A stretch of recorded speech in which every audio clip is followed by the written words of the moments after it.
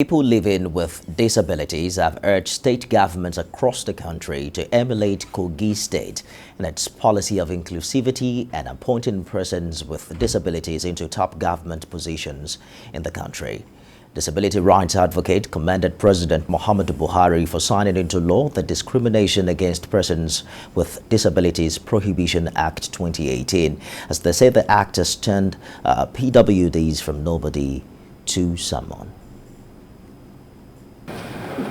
Top professionals and world-acclaimed disability rights advocates attended the seminar themed PWDs, Politics, Power and Powerlessness, organized by the Center for Ability Rehabilitation and Empowerment in collaboration with the Ray of Hope Foundation.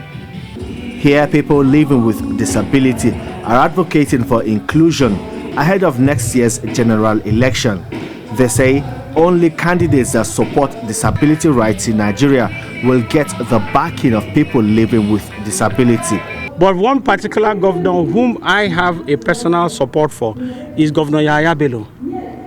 You see, all the other governors I mentioned appoint persons with disabilities into disability issues. But he took it further and looked beyond disabilities and appointed them in respective other offices to show that they have the capacity and ability to deliver. And I was watching all the political parties as they were talking about registration and revalidation of their thing. He personally led the inclusion of persons with disabilities in the APC. I'm not a member of the APC, all right, but if you see somebody who have done something right, say the truth. We believe that if persons with disability are not placed at strategic positions or decision-making offices, our voice or interest will not be brought to the table, because it is only someone who has your interest or who feels what you feel that can actually bring your interest on the table.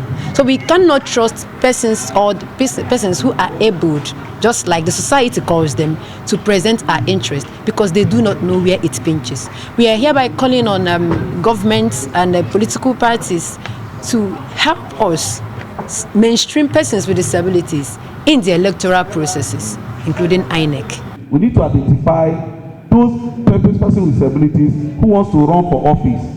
Then when we identify them, then we'll begin to give them the kind of support that they need. Then again, we need to actually lobby, for them to have better platforms to raise money, platforms for them, for people for acceptance, platform for campaigns. CSOs need to help us with disabilities on this. Then we need to actually develop that network of that cross-party network among persons with disabilities, so that all persons with disabilities who are in politics can work together. Everybody can actually come together and work together. Disability rights advocates insist that by 2023, persons living with disabilities should have at least 15% composition at the Federal Executive Council with other relevant appointments. States too with 15% PWDs as commissioners and local governments with 15% as councillors and appointees respectively. They believe this will create a huge employment for persons living with disabilities and take PWDs to the promised land through political participation.